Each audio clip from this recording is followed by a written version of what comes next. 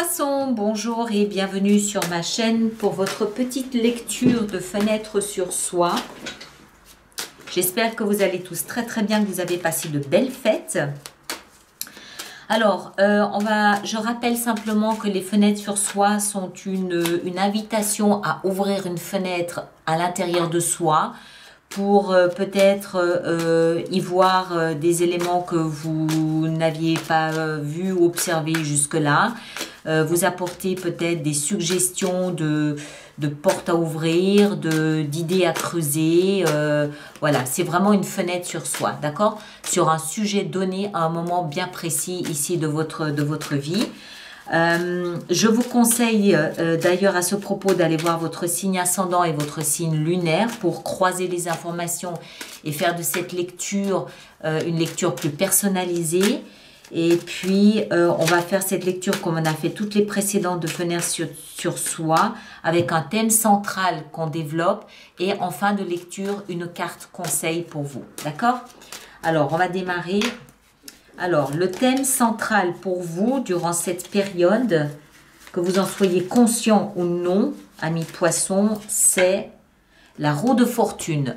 Votre vie est en train d'évoluer, votre destin est en marche, est en route, que vous en soyez conscient ou non. Ne vous mettez pas en travers de ce destin, laissez-le opérer, il vous mènera là où vous êtes censé être, que vous le vouliez ou non. D'accord? Il y a quand même ici aussi une notion de chance, une notion de positif, une notion de meilleur, puisque la roue de fortune porte le chiffre 10 qui nous parle de la fin d'un cycle. Donc, puisque vous terminez quelque chose, automatiquement quelque chose de nouveau va commencer, mais quelque chose qui est induit par votre destin.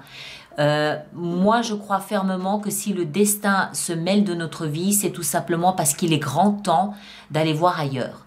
Il est grand temps de changer, il est grand temps d'apporter des modifications à sa vie. La vie n'intervient pas tant qu'on n'est pas prêt. Si la vie intervient, c'est que vous êtes prêt. D'accord? Alors, on continue. On va voir dans la sphère mentale ici en haut. Qu'est-ce qu'on a? On a le monde. Waouh! Dans votre tête, vous êtes prêt. Et je pense que vous en êtes conscient. Je pense que vous en êtes conscient. Je pense même que vous appeliez de vos voeux cette roue de fortune, que vous appeliez de vos voeux cette intervention de l'univers, de la vie, de vos guides. Vous leur donnez le nom que vous voulez. Dans votre tête, vous êtes conscient que vous êtes arrivé au bout de quelque chose et vous avez envie d'ouvrir une nouvelle page sur quelque chose de complètement nouveau. Il y a aussi, toujours avec le monde, cette notion de récompense. C'est la dernière carte du jeu du tarot. Lorsqu'on arrive au terme de quelque chose, j'aime bien prendre avec le monde l'exemple des études. Lorsqu'on arrive au bout de nos études, qu'on a fourni des efforts pendant des années sans lever la tête, au bout de nos études, on a un diplôme, on obtient un diplôme, on obtient un certificat d'aptitude, une récompense qui valide les efforts que vous avez poursuivis. C'est un petit peu la même chose ici, à l'exception que cette validation se fait au niveau intellectuel, se fait au niveau mental. Vous savez, vous, dans votre tête, quelle est votre récompense. Il y a une récompense mentale, intellectuelle à comprendre que vous êtes arrivé au terme d'un long cheminement et que maintenant, de ce fait, votre vie va prendre une tournure complètement différente. On va voir votre socle, le socle sur lequel vous vous appuyez pour avancer. Il est fait de la 7 de denier, c'est-à-dire, j'ai envie de, pas du bilan, j'ai envie de dire de la moisson. C'est pas un bilan ici, vous faites pas un bilan, c'est la vie qui fait le bilan à votre place puisque la roue de fortune intervient. C'est pas vous qui faites le bilan, c'est la vie qui a fait le bilan. D'accord? C'est la vie, c'est l'univers qui a fait le bilan. Vous, vous récoltez votre moisson. Vous récoltez ce que vous avez semé. Vous engrangez. C'est le socle sur lequel vous êtes assis. Vous engrangez du concret, du matériel, ça peut être de l'argent, ça peut être des récompenses, ça peut être des diplômes, ça peut être des remises, ça peut être des contacts, ça peut être des propositions, ça peut, voilà, c'est du concret, du tangible que vous engrangez. Et ça, c'est le socle sur lequel vous êtes assis. Et à mon avis, c'est ce qui vous apporte cette satisfaction, cette récompense intellectuelle, mentale. Parce que vous comprenez, vous voyez concrètement le fruit de vos efforts. Imaginez que vous receviez, je ne sais pas, je vais dire n'importe quoi, une douzaine de diplômes à la suite de vos longues études. Votre récompense est là, concrète, tangible, matérialisée sous vos yeux. Et ça, intellectuellement, c'est waouh, ça fait du bien quand même. Ça fait du bien de voir matérialiser tous les efforts qu'on a consentis, qu'on a mis en place jusqu'à aujourd'hui. Et c'est ça qui va faire tourner cette grande roue de la vie. Mais intellectuellement, vous avez votre récompense, vous avez votre palme de la réussite. D'accord ? Ça peut toucher tous les domaines. Hein. Moi, j'ai pris l'exemple des études parce que c'est un exemple facile, mais ça peut être au niveau professionnel, ça peut être financier, ça peut être sentimental, ça peut être au niveau de la famille, de vos relations, ça peut être n'importe quoi. Hein. Ce que vous laissez derrière vous, le chevalier de denier, vous laissez derrière vous une construction lente et méthodique de votre existence.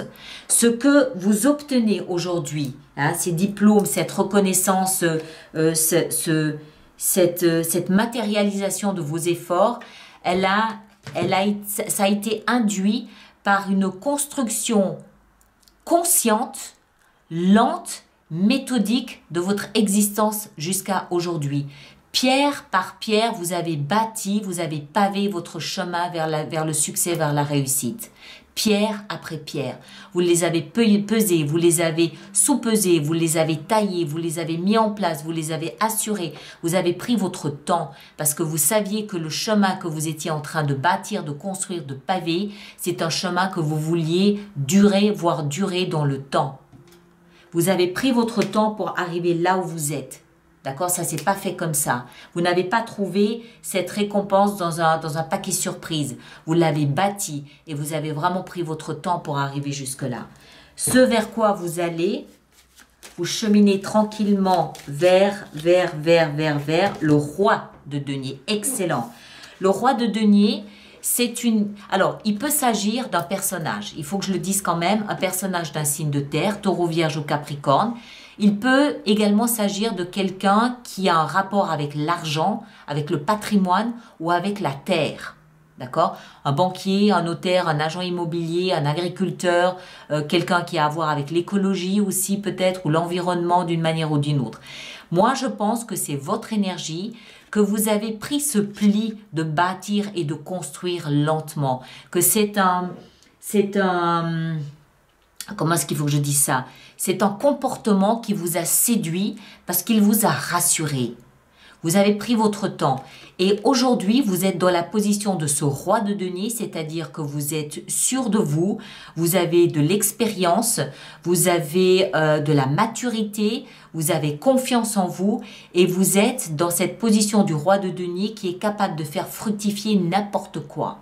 Parce que vous connaissez toutes les ficelles, vous connaissez la méthode, vous connaissez les secrets des grands bâtisseurs de patrimoine, des grands bâtisseurs d'un empire, des grands bâtisseurs d'une vie solide, d'une vie de sécurité et d'une vie dans laquelle vous vous sentez à l'aise. Vous connaissez ces secrets. Donc, vous êtes dans cette position du roi où, voilà, où il va falloir compter avec vous. Vous êtes capable de faire... On vous donne 1 centime, vous êtes capable d'en faire un empire. D'accord? Parce que vous savez... Et puis, je pense surtout que vous avez pris goût à ça. Je pense que vous avez pris goût à cette évolution lente, mais sûre, pour le long terme. Alors, le conseil ici qui vous est donné... Le conseil qui vous est donné, c'est, petit conseil pour nos amis poissons. Alors, la 5 d'épée nous parle ici de conflit. Moi, ce que je comprends là-dedans, c'est que vous avez gagné votre conflit. D'accord ? Les éventuels adversaires que vous aviez pu avoir durant ce processus ont baissé les armes devant votre pugnacité. les éventuelles personnes jalouses, envieuses de votre succès ou de votre obstination à vouloir progresser comme vous le faisiez, on finit par baisser les armes, on finit par rendre les armes, on finit par tourner le dos. En revanche, vous avez peut-être perdu quelques amis proches. C'est possible. Ça se fait. Vous gagnez un conflit, mais vous êtes obligé de perdre quelque chose en échange. Une relation, un ami, un contact, voilà, peut-être un petit peu d'égratignure au niveau de votre ego, c'est possible aussi. Il y a un prix à payer pour gagner ce type de conflit. Mais vous avez la preuve ici que vous avez gagné, que votre méthode était la bonne, était la meilleure, quitte à avoir essuyé quelques plâtres au passage. D'accord ?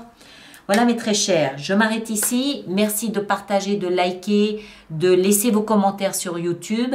Merci également d'aller voir votre signe ascendant et lunaire pour avoir plus d'infos. Et nous, on se retrouve le 25 janvier pour les lectures intuitives du mois de février. D'accord?